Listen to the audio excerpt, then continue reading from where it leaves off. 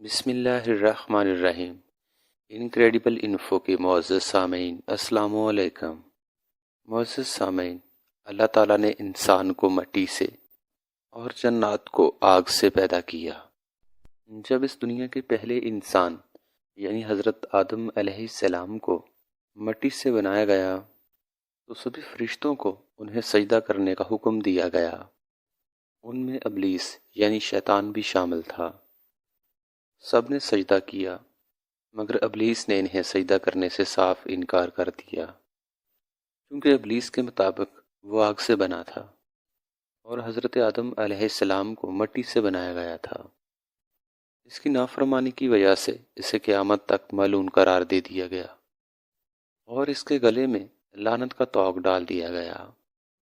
لیکن ابلیس تھا کون؟ کہاں سے آیا تھا؟ اور اس کے والدین کون ہیں؟ اور یہ ایک جن ہونے کے باوجود فرشتوں کا سردار کیسے بن گیا؟ آج کی اس ویڈیو میں ہم ابلیس کے بارے میں مکمل معلومات فراہم کریں گے۔ ناظرین، ابلیس کے والد کا نام جلیبہ تھا۔ اس کا چہرہ ایک شیر کی طرح تھا اور وہ بہت زیادہ بہادر تھا، اس لیے اسے شاشین کا لقب دیا گیا۔ شاشین کو تمام جنات میں بہادر مانا جاتا تھا، اس لیے ہر کوئی اس کا احترام کرتا تھا۔ اس نے اپنی بہادری سے جنات کی کئی اقوام کو فتح کیا تھا۔ شیطان کی والدہ کا نام تبلیس تھا اور اس کی شکل ایک بھیڑیے کی طرح تھی۔ وہ بھی ابلیس کے والد کی طرح بہادر تھی۔ اس نے بھی کئی جنگوں میں حصہ لیا تھا۔ جنات کا ماننا تھا کہ ان دونوں میاں بیوی کے ہوتے ہوئے کوئی جنات کو نقصان نہیں پہنچا سکتا۔ جب ان جنات کی بغاوت حد سے زیادہ بڑھ گئی تو اللہ پاک نے اپنے فرشتوں کو حکم دیا کہ جا کر جنات کے اس گروہ کا خاتمہ کر دو۔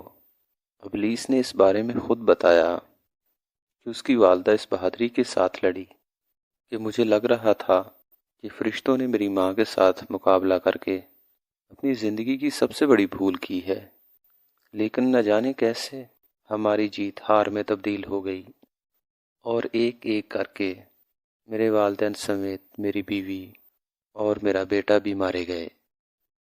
فرشتوں اور جنات کے درمیان زمین آسمان کا فرق ہے۔ جنات کا فرشتوں سے کوئی مقابلہ نہیں، چونکہ ابلیس کے والد کا چہرہ شیر جیسا، والدہ کا چہرہ بھیڑیے کی مانند تھا، اس لیے ابلیس میں دونوں خصوصیات شامل ہیں۔ ناظرین، فرشتوں اور جنات کی اس جنگ میں جن جنات کو قیدی بنایا گیا ان میں ابلیس بھی شامل تھا۔ اللہ پاک نے اس کے بارے میں حکم دیا کہ اس کی اچھے سے تربیت کرو، اسے دنیا جہان کو سمجھنے اور اپنے خالق حقیقی کی عبادت کرنے کا درس دو۔ ساری کائنات کا علم حاصل کرنے کے بعد اسے فرشتوں کا سردار بنا دیا گیا۔ جو فرشتے اسے علم سکھاتے تھے وہی اس سے علم حاصل کرنے لگے، یہاں تک کہ اللہ پاک نے اس کے درجوں کو یہاں تک بلند کر دیا کہ ساتوں آسمانوں پر اس کے چرچے شروع ہو گئے۔ پہلے آسمان والے اسے عابد پکارتے، دوسرے آسمان والوں نے اسے زاہد کہا، تیسرے آسمان والوں نے اسے عارف پکارا، چوتھے آسمان والے اسے ولی کہتے، پانچویں آسمان والے اسے تقی کہتے، چھٹے آسمان والے اسے ہاشم کہتے اور ساتویں آسمان والے اسے عزازیل کہتے۔ اس نے اپنی عبادت کی وجہ سے اپنے آپ کو اللہ تعالیٰ کے ہاں اچھے درجے پر فائز کر لیا تھا، لیکن اللہ تعالیٰ کو اس بارے میں بہتر پتہ تھا کہ یہ آگے چل کر کیا بننے والا ہے۔ اس لیے اللہ پاک کا فرمان ہے کہ میں جسے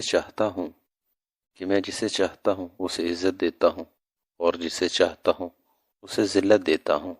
ایک دن اپنے معمول کے مطابق اللہ تعالیٰ کی ثنا میں مشغول ہو کر سیر کرتے ہوئے لوح محفوظ تک پہنچ گیا۔ یہ وہاں دیکھتا ہے کہ وہاں لکھا ہوا ہے کہ ہمارا ایک بندہ ایسا بھی ہے جسے ہم ہزاروں نعمتوں سے نوازیں گے، زمین سے اٹھا کر آسمان تک پہنچا دیں گے، یہاں تک کہ جنت میں داخل کر دیں گے، لیکن ہم اسے ایک حکم دیں گے جس کا وہ انکار کر کے بغاوت کر بیٹھے گا۔ ابلیس اس عبارت کو پڑھ کر 2000 سال تک روتا رہا کہ آخر ایسا کون ایسا بدبخت ہوگا جو اللہ پاک کے حکم کی نافرمانی کرے گا۔ اس کشمکش میں یہ اللہ پاک کی بارگاہ میں حاضر ہوا اور عرض کی، مولا بھلا ایسا احسان فراموش کون ہو سکتا ہے جو تیرے حکم کی نافرمانی کرے، جسے شیطان کا نام دے کر اس سے پناہ مانگی گئی ہے۔ اللہ پاک نے ابلیس کو بتایا کہ ایک ایسا بھی ہوگا جو ہزاروں نعمتیں حاصل ہونے کے باوجود ہمارے ایک حکم کی پیروی نہ کرنے کی وجہ سے دنیا جہان میں رسوا ہوگا۔ ابلیس نے کہا کہ مولا میں اس کو دیکھنا چاہتا ہوں۔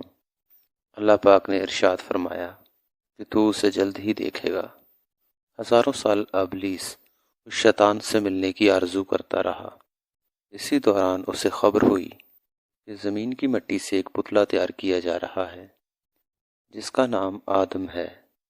آخر کار وہ دن آ گیا جب حضرت آدم علیہ السلام کو مٹی سے بنا کر ان میں روح پھونک کر ان کو زندہ کیا گیا، اور تمام فرشتوں کو یہ حکم ہوا کہ حضرت آدم علیہ السلام کو سجدہ کرو۔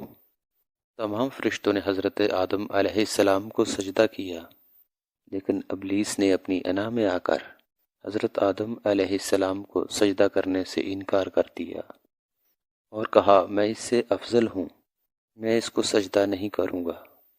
اللہ پاک نے پھر اس سے بتایا کہ لوح محفوظ پر جس شیطان کے بارے میں لکھا ہے وہ تو ہی ہے، تو نے میرے حکم کی نافرمانی کی ہے، اس لیے قیامت تک تو ذلیل و رسوا ہوتا رہے گا اور لوگ تجھ پر لعن طعن کرتے رہیں گے۔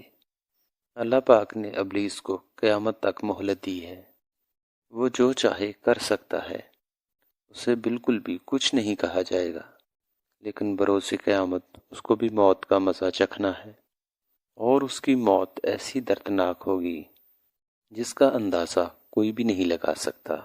جس جگہ ابلیس کی موت مقرر ہوگی وہ جگہ آگ سے دہکتی ہوگی، جہنم کی بھیڑیاں لگی ہوئی ہوں گی، ان بیڑیوں سے ہی تڑپا تڑپا کر ابلیس کی روح کو قبض کیا جائے گا۔ حضرت آدم علیہ السلام اور حضرت حوا سلام اللہ علیہ سے کہا جائے گا کہ اپنے دشمن کی طرف تو دیکھو کیسے تڑپ تڑپ کر مر رہا ہے۔ یہ دونوں ابلیس کی حالت کو دیکھ کر شکر ادا کریں گے اور کہیں گے اے اللہ پاک تو ہی انصاف کرنے والا ہے، تو نے آج ابلیس کو اس کے انجام تک پہنچا دیا، اور اس طرح ابلیس کی موت واقع ہو جائے گی۔ معزز سامعین، اگر آپ ہمارے چینل پر نئے ہیں تو ہمارا چینل سبسکرائب کر لیں تاکہ آپ کو اسلامک واقعات اور اسلامک معلومات کی ویڈیوز ملتی رہیں۔ معزز سامعین، امید کرتا ہوں کہ آپ کو ہماری آج کی ویڈیو پسند آئی ہوگی۔